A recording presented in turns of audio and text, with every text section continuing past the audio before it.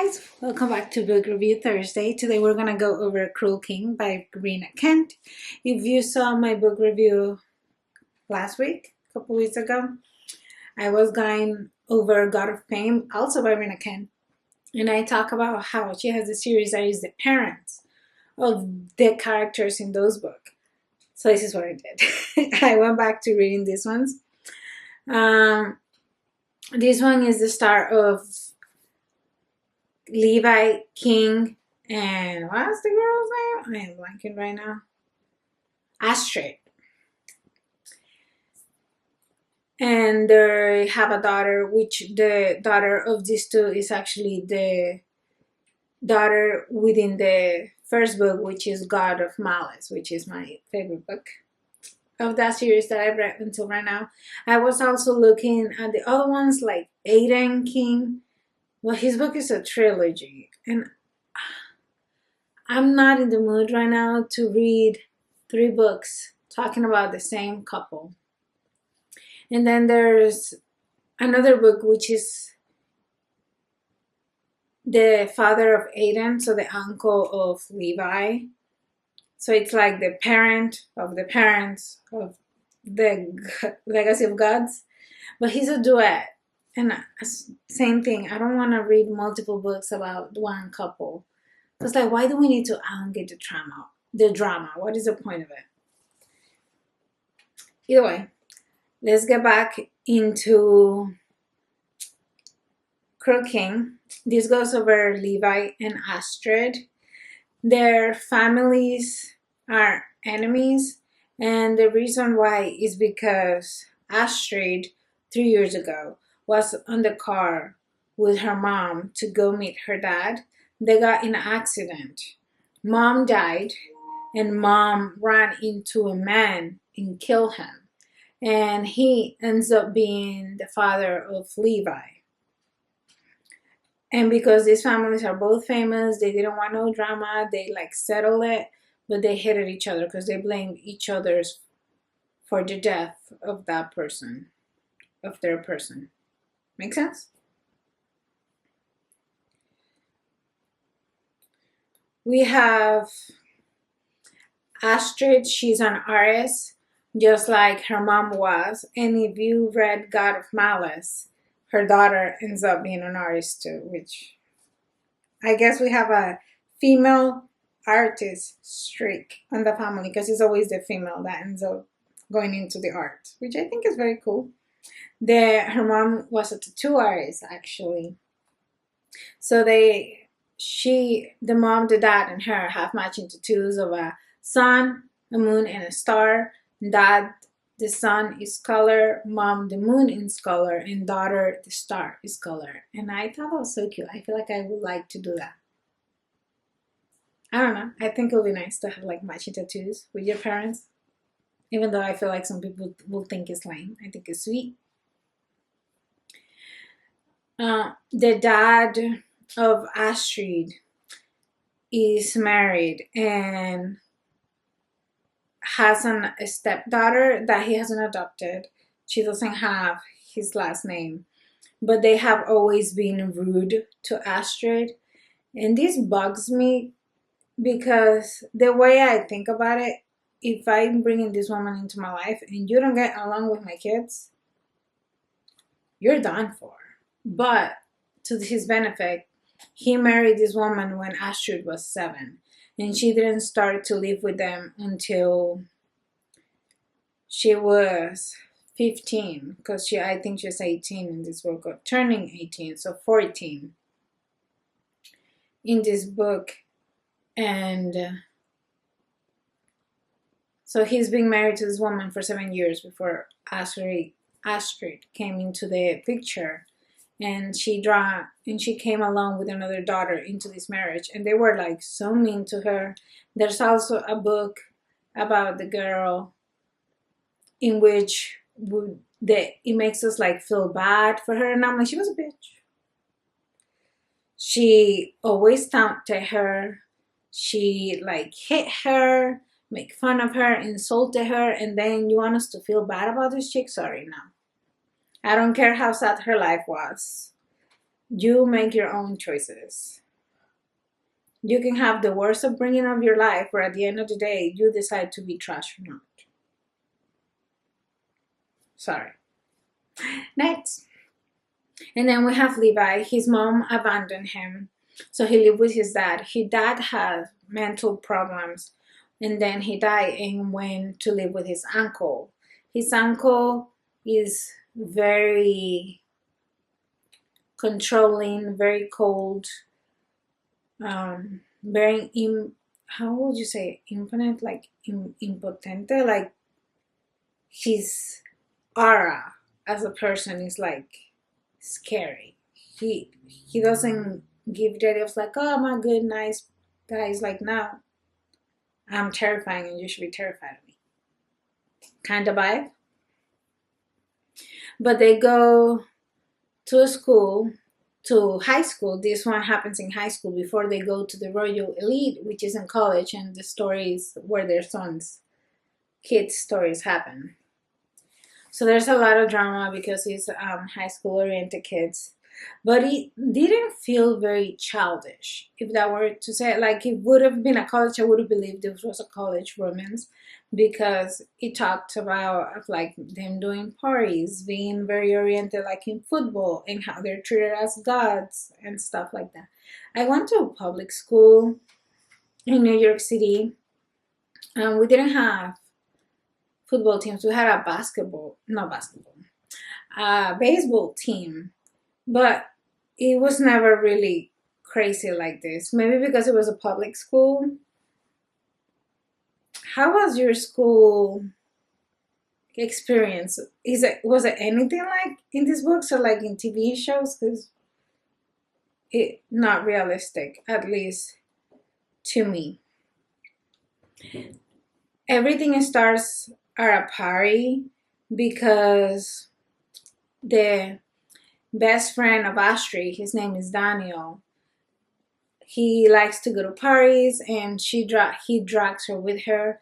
And in the party, actually, she ends up getting drugged, which we later find out it was the stepsister Nicole, that she was in love with Astrid's best friend, and that's why she hated her so much, which makes zero sense to me. Because, like, why would you hate your stepsister's best friend when you can see that he is not interested in her, because he's been having sex with all these random girls, and this girl is interested in another guy? Why you hate her so much? But I guess we come to find out that it was the mom, like, poisoning her into hating her. But at the same time, it's like, whatever. She gets drugged, and that's how we get into the first meeting between them two, because she gets drugged with a sexual enhancer.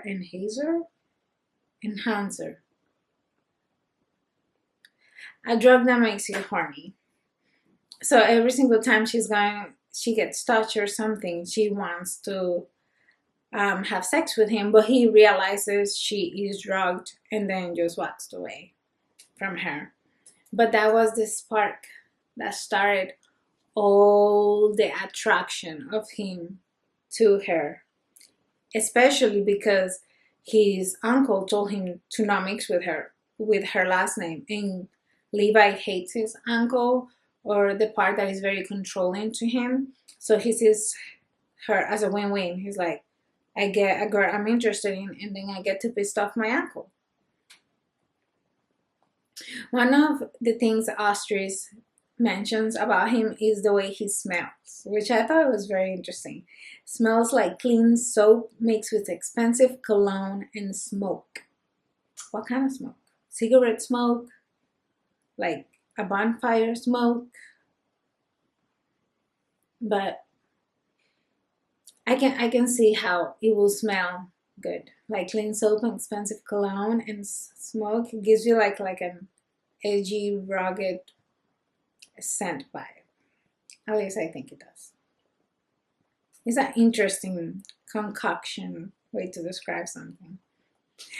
One thing Levi says She's not as pretty as the girls who throw themselves at me and the team all the time, but she's got it on in discreet, almost like tomboyish kind of way. That's a burn. Like you're attracted to this girl and you're like, ah, she's not as pretty, but it's like, something interesting about her. Good thing this was in his mind and not said out loud, because like we're already very insecure people, and I feel that will just add to the burn into our insecurities even more, which horrible. One thing about Astrid is she loves Vikings. So every single time she looks at Levi, she gets enchanted because he has, I don't want to say Viking's roots, but Viking connotations. Like he's very tall, he's very broad, he plays football, he's blonde with very clear blue grayish eyes. And I'm like, ooh, I can see that.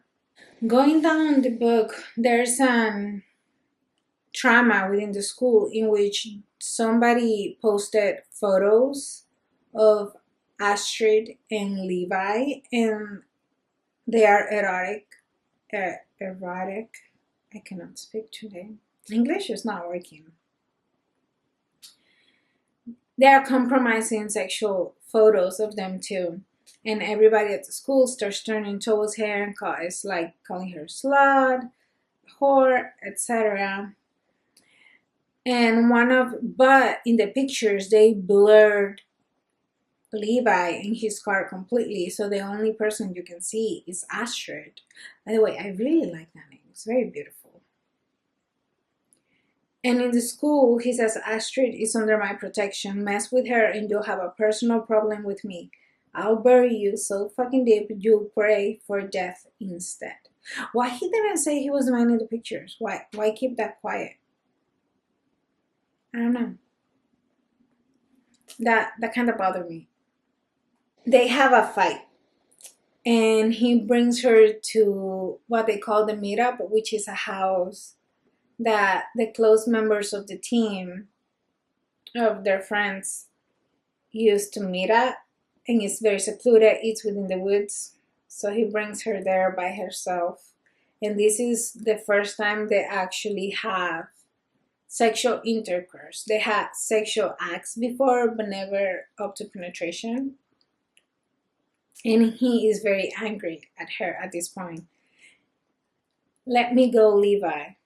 I leans against the board, my heart pumping so lightly it fills the space. You're calling my name too. That's progress. His voice is calm, too calm. It's frightening. I don't know if you guys have experienced this, but I really identify with this. When you're like talking to someone and they're so angry to the point that they're not yelling at you or anything, they're calm. It's like, and it feels as like a regular talk, but deep down and in their eyes, because they're looking at you with all the coldness and rage. I could like the way it was described. I could feel the anxiety inside me. I was like, ooh, no. They start having a relationship in secret because we know their parents don't like each other because of what happened to their other set of parents. Like the father and the uncle don't like for them to be together because the mom and the dad were killed within the same accident. And one of the things Levi says is like, that's your problem, princess. You need to learn how to stop thinking about afterwards. Live in the moment. And that is so true in life because we're focused so much about what's going to happen tomorrow, next month, next year, 5 years from now, that we forget to focus on the things that are happening right now and enjoying life as it is. It's very important. Levi finds out earlier than Astrid that this accident was what killed both his dad and her mom. And he doesn't tell her because he knows it will break them apart. Uncle was right. I destroy everything. But this is the first time I want to keep something instead of sharing it to pieces. And that just melted my heart. Because Levi had a very troubled life. His mom was abandoned. His dad has mental issues. And then his dad died. And he's set to live with this uncle, which is very cold and manipulative. Sad. I feel for him. Even though at the beginning, he really scared me for a while because one of his friends, Chris, which was his best friend, they set a house on fire, and they believe Astrid saw them, and they tried to scare her. And his friend said that they should sexually assault her to scare her, and I was so scared that he was going to agree because this is a dark romance book, but he didn't. Astrid finally finds out that the accident killed both of his parents, and she acts like he's gonna hate her. And in my head, I'm like, he already knows. We've been through this. He doesn't care. He loves you. And she goes up and tells him, it hurts, Levi. Seeing you hurts so much. Why is this girl complicating stuff? Literally. And then she's like, I broke his wings, but I'm the one who's bleeding. No, you're not. You broke this guy's heart. You pushed him away. He knew your mom was the one in the car that ran over his dad and killed him. And guess what? He didn't care because that is the past. How that accident affects you and him in the personal life now and in the future. He is set and focused on looking at the future, spending his futures with you, and you get focused on the past that your parents were both did mistakes. Not exactly a mistake because the brakes were cut from the wife of her dad. She was jealous. She wanted to get rid of both the mom and the daughter. She wanted to get rid of both mom and the daughter so her daughter could get the title and the last name from the man she married because she wanted the status point.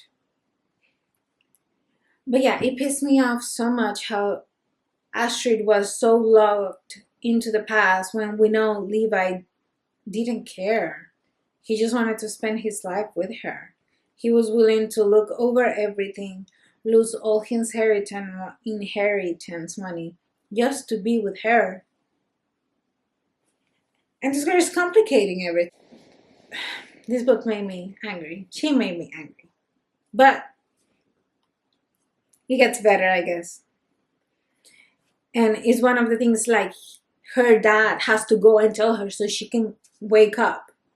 Ask yourself, are you living for the past or for the future? For what it's worth, that void seemed infuriantly set on the future. As we all should.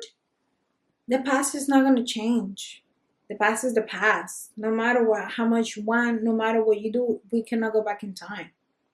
But your future can change. And that is what you should focus on. My last quote to revisit. Astrid once told me I was a dark night. It's some dark nights that starts like her shine the brightest.